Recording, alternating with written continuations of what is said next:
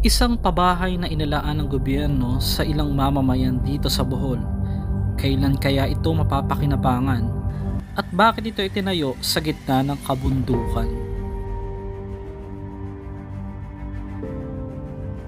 Matapos ng ilang mga video natin na naitampok na ang mga bahay na ito ay hindi na rin napakinabangan, na umani pa ng samut-saring reaksyon at panghihinayang ang mga taong nakatunghay nito.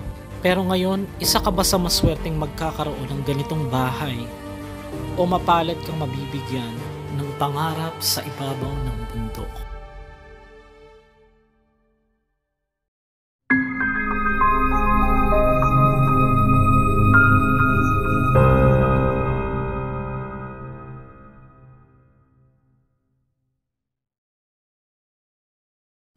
I mean, doon ka pa nagpunta sa India? Hindi ako nagpunta ng India. Yung mga instructor ko galing ng India. Bakit? Ano siya? In-issue yung from India pa yon. Yes. Wow. Bago natin simulan ang video, ay papakilala ko lang sa inyo sandali ang isang doktora na gumagawa ng mga legit na acupuncture dito sa Davao City. Halos 30 or 20 na services ang kanilang ginagawa ng mga alternative medicine na lisensyado at mapagkakatiwalaan. Siya si Doktora Maribeth Salvani, na isang lisensyado at mapapagkatiwalaan na alternative doctor. Para sa mga details at saka sa mga acupuncture schedule, mag-PM lang sa kanilang page at sa mga nasa screen.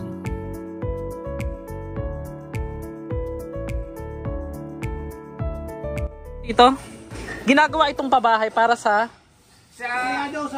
gobyerno ng City Hall. Kailan daw matapos yan? Kailan siya wala pang fix. Pero magkano po yung ano niyan, yung bawa, yung kada isang kwarto pagka yung hulog nila kada buwan?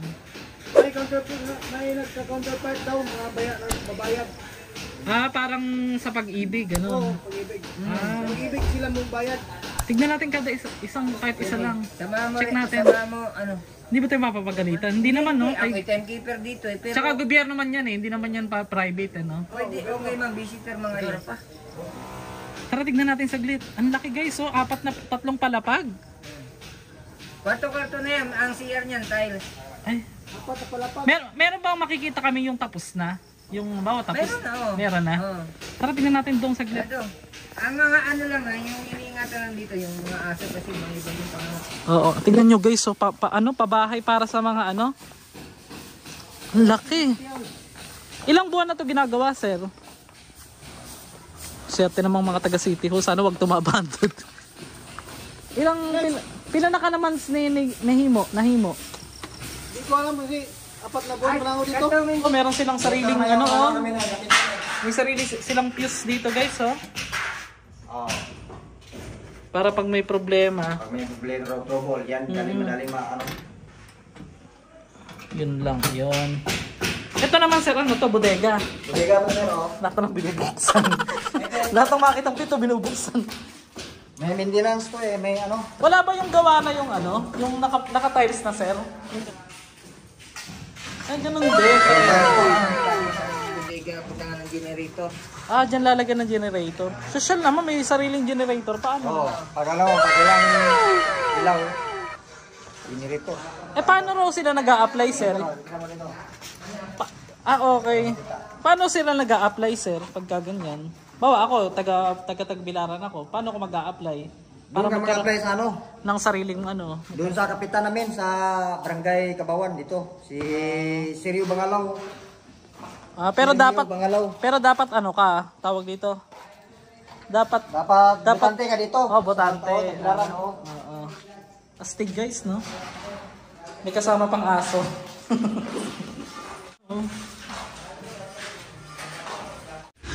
So nandito tayo guys sa isang ginagawang malaking pabahay para po sa mga empleyado dito po sa Bohol. Grabe no, swerte naman nila. Tapos uhulugan lang daw to sa pag-ibig. Tanong natin kung magkano yung monthly. Pasok tayo. Ilang ano yan? Hello sir. Sir, kailan yan ginawa? Kaya ginawa ni Kap. Kamusta nag-Juan? Isugan, kamusta nag- Nagpaalam kami dun ah. Bablog lang. Tito ko yan, si Tito Alex. Walo na kapag buwan? 8 months, 8 months lang. Magkano rin aabutin ng monthly nito, sir? At ito mo yan? Oo, tito ko.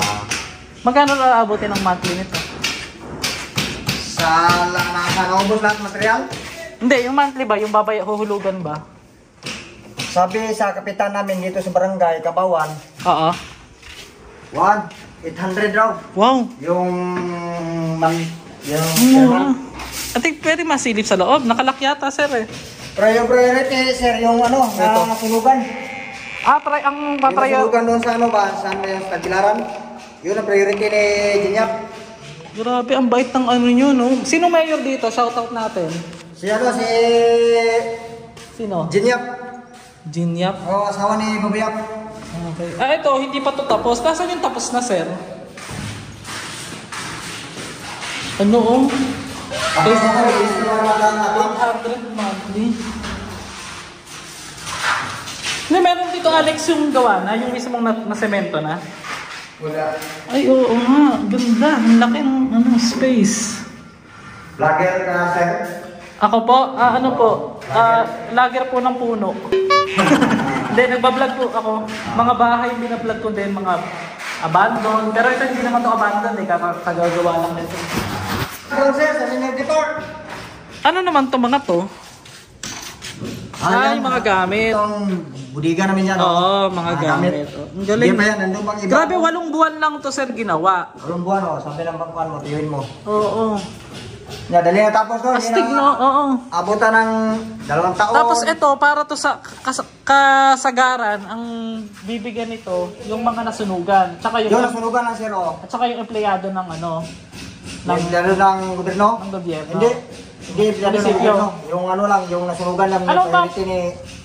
Ano bang munisipyo to? Tagbilaran ba to? Tagbilaran. Oo, Tagbilaran ba to? Ito ang bordere sa Corella. Tagbilaran. Ay, yung Kabawan, ito ang ito ang Magpapalipad tayo ng drone, guys, para makita nyo kung gaano kalaki itsura. Laki ito, sir? Hanggang ilang palapag? 4? 3? 4 palapag to. Ang laki, no? Tapos mga kailan do kaya matatapos? Doon sa taas, sir. Kailan Doon tayo? mag-guide, tiyo. Alam mo ba, sir, papunta kami ng sementeryo? Sinirite, galing kayo sa Sinirite Park? Hindi, papunta kami ng sementeryo ngayon kasi yun ang iba-vlog ko. Kaya lang nakita ko nga ito. Hindi ko alam na ganito kalaki. Pero nakapunta kayo doon, hindi pa. Wala pa. Maganda doon, malaki yung interior na yun. Halos tapos na pala lahat. Ano? Oo. Linis na lang yung kulang. Oo, hindi na to hindi na to itatiles.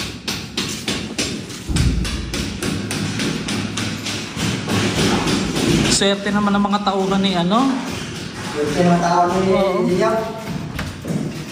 Kami bang Oh, ang ganda, oh. Ang ganda ng pagkakagawa, guys. Southeast. Malinis. Yes, sir. Si Sino? Mayor Jinyap. Mayor Mayor Jinyap. Yung So, shout out daw po kay Mayor Jin Yap. Jin o Jin? Jinyap. Jin Yap. Oo, shout out natin yan. Dahil may mga malalaking tosang pa dito, guys, oh. Yung mayor po yung nagpatayo. Mayor pa tayo. Tanong natin yung engineer. Nasaan yung engineer? Nandun, mabak sir. Tatanong natin kung magkano yung budget dito. Doon sa engineer. 32 million. 332 million. Di. 32 million lang. 32 million. 32 million. Yun yung namin Yan, nakalagay yung nakalagay doon ang Doon sa barrier, oo. natumba na. Wala na, sinilang nila. Hindi ba't ang mura naman? 32 million, baka 332. Kaya gawin ko, 32 naman ang sinabi niya. 32 million lang? 32 naman. Tama. Sige, Lahat ba? papalipat tayo ng drone. Okay. Yung iba, ba't dalawa-dalawa ang pintuan, sir? Para dito sa labas. Astig, no? Ang dami pang saksakan, guys, oh.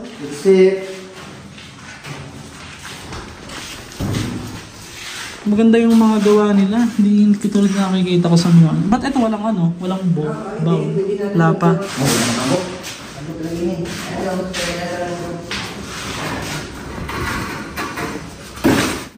Isa ka rin ba sa nangangarap ng sariling bahay? Tutok lang hanggang dulo para malaman natin kung paano natin maa-avail, lalong-lalo na sa mga taga Bohol. Kapansin-pansin na pulido ang pagkakagawa at parang hindi nga tinipid. Pero pag may kagalit ha, huwag yung ihuhulog dyan. Ayan, malagyan ang dana na rin. Wala na siyang rooftop ito. Wala na siyang rooftop. Ito na yun. Lubos ako namangha sa napakagandang view nito sa 4th floor, para bang nasa isang private ka talaga. O located ka sa isang exclusive o mamahaling subdivision o condo.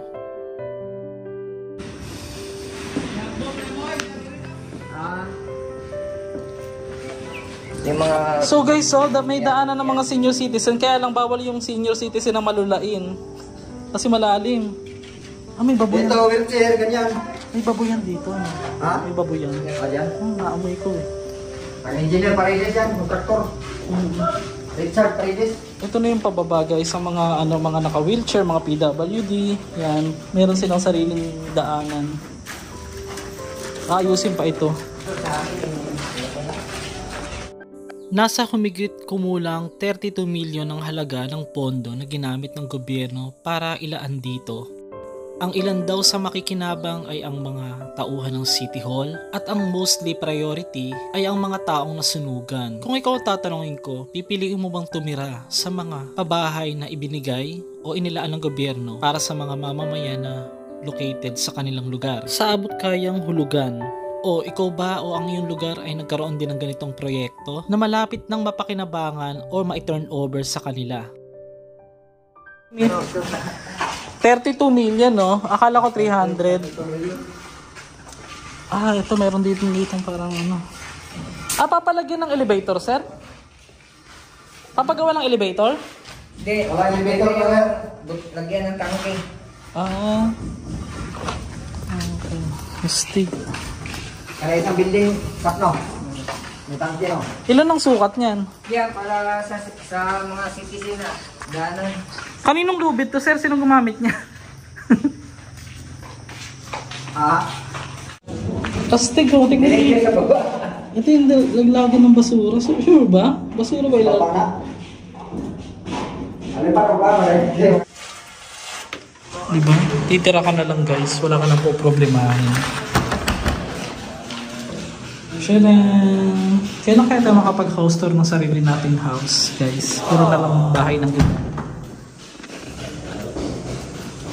Ano to, yung imbakan ng dumi? Tawag yan? Kasi negro, no? Basura. Ginaba na? Hindi na. So ito na yung second floor. Third floor, guys. Magrehas na. Oo, pare-parehas lang, guys. Maganda yung kanilang ano. Pwede na rin. 800 pesos ba naman, aarte ka pa, di ba? Yun lang sinabi sa kapitan dito sa amin. Pero wala pang final price, no? Wala pang final price. Oo. Sinabi lang yun. So sa kada isang palapag, ilan ang kwarto na to? 8. 8. So times mo sa 32 rooms. Grabe, no? May sarili-sarili siya. Kailan kaya ito iti-turn over ni Mayor, no? Uunahin daw guys yung mga nasunog. Kaya nagtatayo sa ganito na building, yung kawawa na yung sumugan sa pugasan doon pa to. Ipa-priorities yung mga nasunog. Nasaan yung rooftop? Ito, diyan doon. Doon rooftop. Papalipad tayo ng drone. So makikita yung itsura niya guys. Papaliparan natin ng drone. Para So ito guys, nandito tayo sa proyekto ng gobyerno na itinayo po para sa mga nangangailangan, yung mga nasunugan daw dito sa Bohol, sa Tagbilaran. Tapos, bali ito yung 4th floor. Oo. 8 kwarto kada isang... Walang kwarto. Oo. Kada isang palapag. So ito guys, makikita nyo itong pinakahuling bahagi ng pinakaitaas. Ito yung view mo, oh. Ganda. Malinis lang ng kaunti dito. Swerte naman ng mga taga Bohol, guys, no? Tapos para pag maging kwalipikado ka, kailangan na sunugan ka. So guys, punta kayo sa bahay niya, sunugin nyo muna. Joke lang. Hindi, ibig sabihin, ang inuuna na mabigyan, Oh, yung yung priority yung mga nasunugan. Saan ba banda yung nangyari sunog? Galyanes, no? Galyares, yun. Ilang pamilya yung nasunugan? Yung poblasyo dos ba yun? Basta dami yan nasunugan yung yung... May 1,000 ka pamilya na sunugan. Ganyan. Doon naman naka-evacuate sa sa barangay hall ng Talukto ba yun? Talukto o Gon? Talukto, no? Gon. Oo. 32 million, no? Akala ko 300. Ito meron dito parang ano. Papalagyan ng elevator, sir?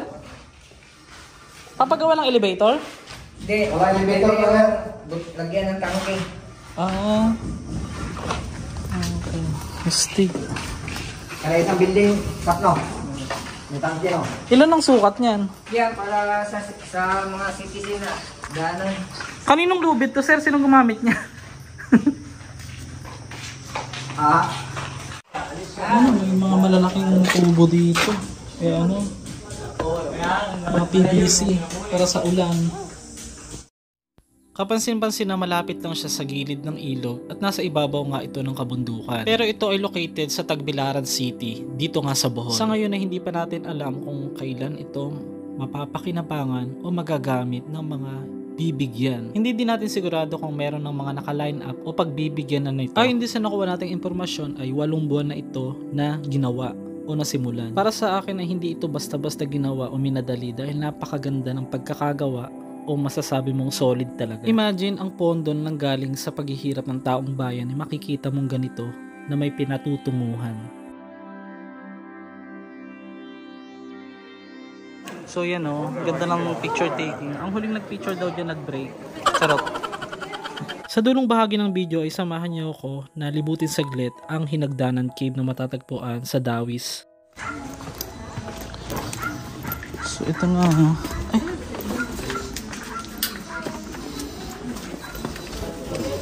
Malalim. Ay ang dilim. Ay ang ganda. Ang ganda. Picture ka daw mamaya. Parang ganito ba yung pupunta yung kuweba dun sa ano? Dun sa yung hindi natin napasok? Ay. One more.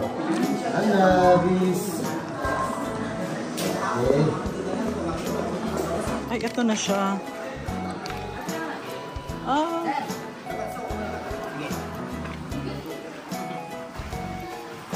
Ba't madilim?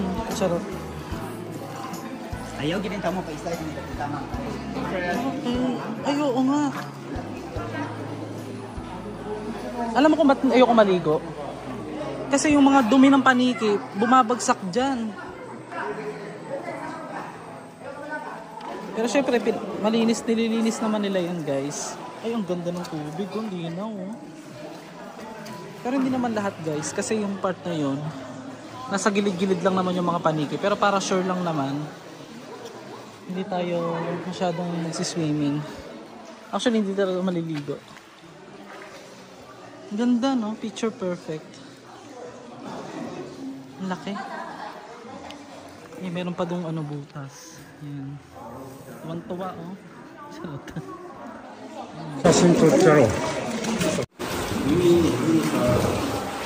So, yun guys. Naghahalo daw yung tabang tsaka yung alat dito sa tubig ng Hinagdanan Cave dito sa Bohol. Located po ito sa Dawis. Yan. Makikita niyo yung rock formation dyan.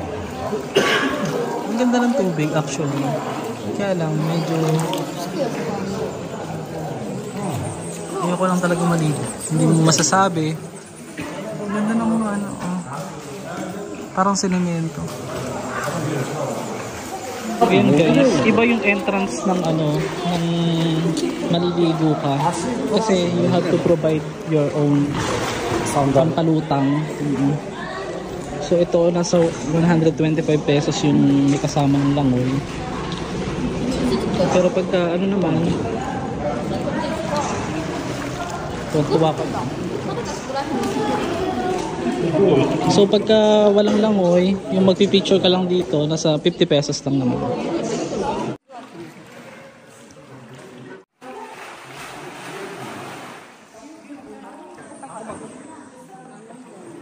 Sulit ang 50 pesos guys. Lamig. Hindi naman masyado pala. Okay, so social lang salbobida nila oh. Nakalagay lang sa ano, tawag na. Ngayon ako nakakita ng ganyang salbobida. Nakalagay lang sa may braso. So ito yung tinatawag nila na Hinagdanan Cave. So kaya siya tinawag na Hinagdanan Cave. Obvious naman, may mga hagdan, charot. And then, tignan nyo yung itsura dito. So 50 pesos lang ang entrance, 125 pag may kasamang ligo.